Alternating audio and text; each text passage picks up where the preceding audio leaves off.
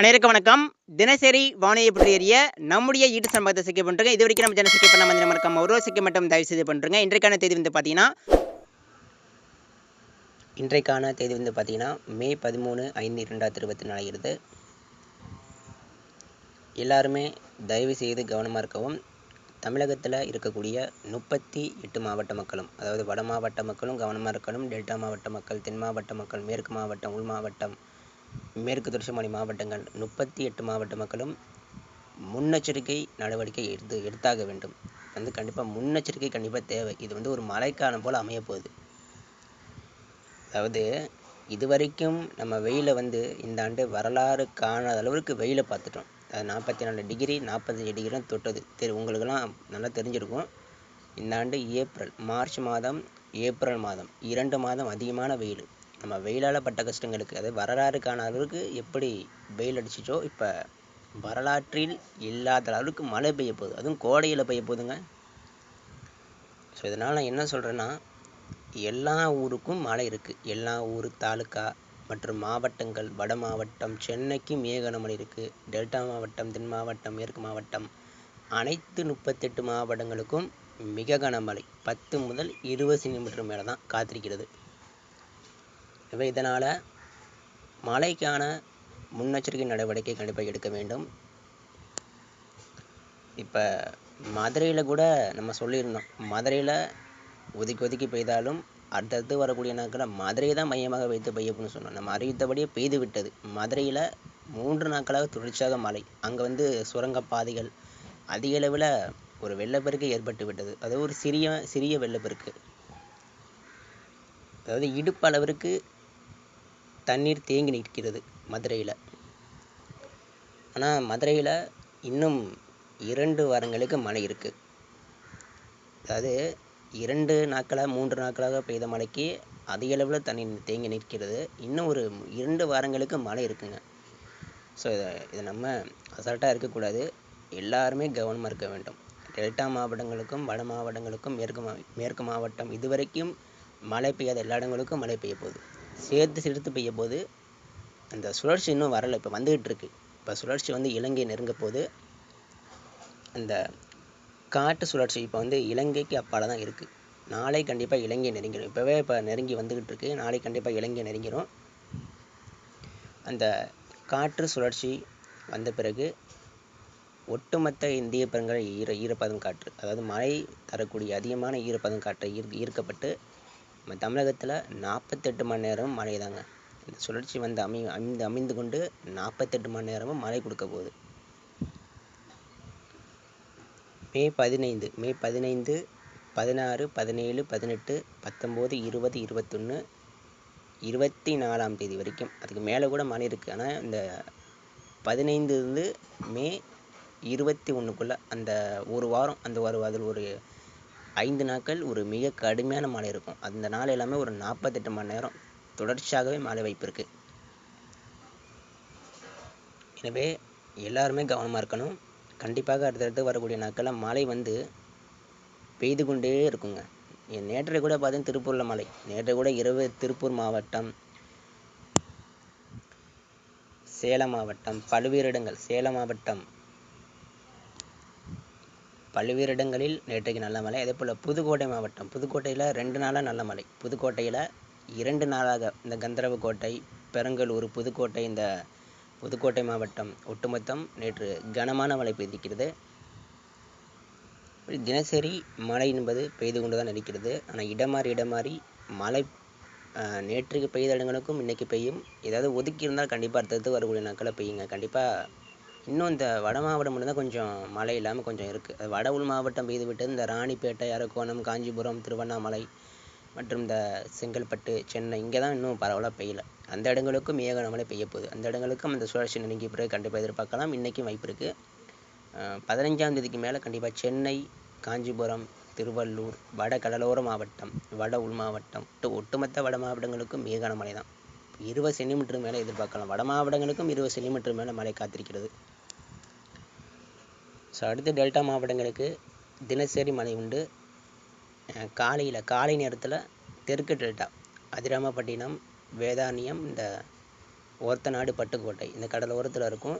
பிறகு மதியம் ஒரு 10 மணிக்கு மேலே மழைப்பொழிவு அப்படியே உள்ளே பயணிக்கும். அதாவது தஞ்சாவூர், திருச்சி, புதுக்கோட்டை, கும்பகோணம், அரியலூர் இந்த இடத்துல மதியம் ஆனாலும் தொடங்கிடும். இனிமேல் தினசரி மதிய மழை உண்டு.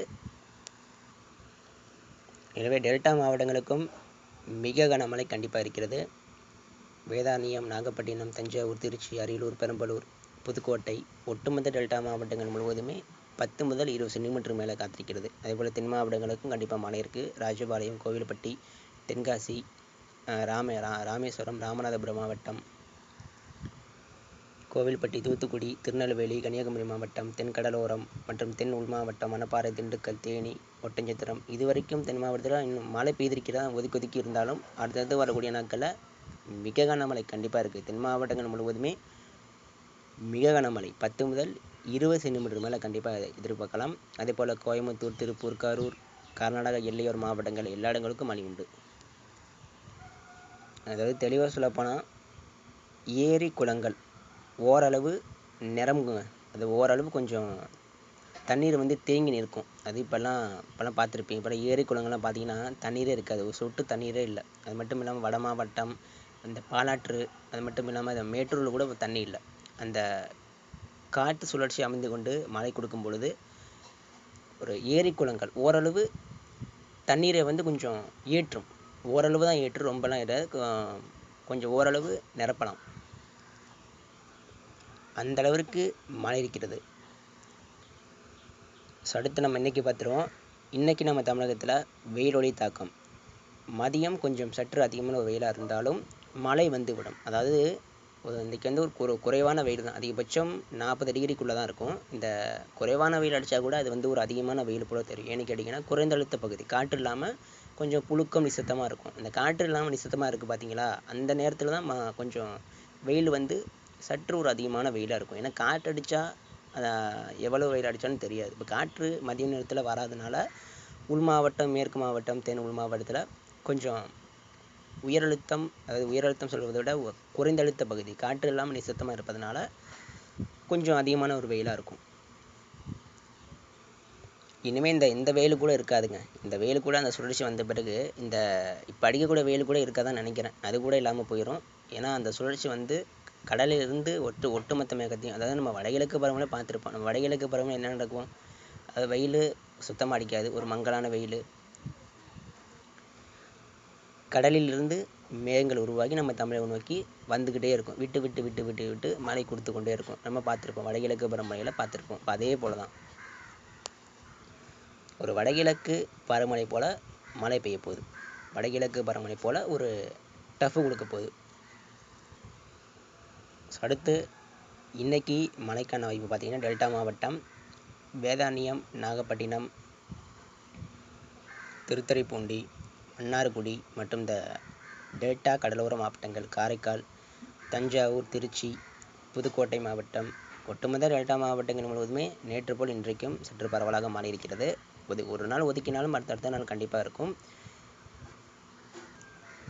இன்றைக்கி டெல்டா மாவட்டங்கள் இடியுடன் கூடிய கனமழைக்கு வாய்ப்பு அதிகமாக தெரிகிறது. பல்வேறு இடங்களில் இன்றைக்கி டெல்டா நம்ம எதிர்பார்க்கலாம். அதேபோல் தென் மாவட்டம் மதுரை, தேனி, விருதுநகர், ராமநாதபுரம், ராமேஸ்வரம், தென் கடலோர மாவட்டம், தென் உள் மாவட்டம், தென் மாவட்டங்கள் முழுவதுமே இன்றைக்கி வாய்ப்பு தெரிகிறது. திண்டுக்கல், மணப்பாறை, மதுரைக்கெல்லாம் இன்றைக்கி மிக கனமழைக்கு வாய்ப்பு தெரிகிறது. ஏற்கனவே 2 நாட்களாக தொடர்ச்சியாக மழை, இன்றைக்கும் மழை இருக்குது, நாளைக்கும் மழை இருக்குது. ஒரு 2 வாரங்களுக்கு இனிமேல் மழை தான். மதுரை மாவட்டம், தேனி மாவட்டம்